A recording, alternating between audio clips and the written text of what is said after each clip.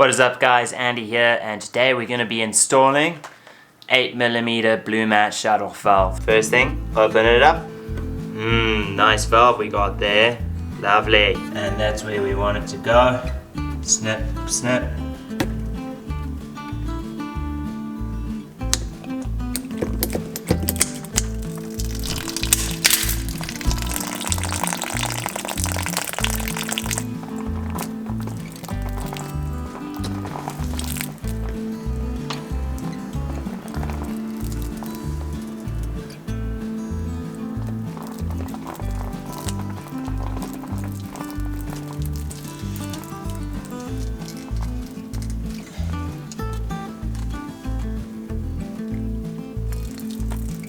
Tighten them up. 1,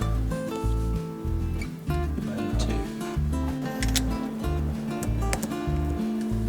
And release the valve. Make sure the arrow is pointing that way. Drip, drip. Alright, there we have it. If you like this video, make sure to like and subscribe. Peace guys.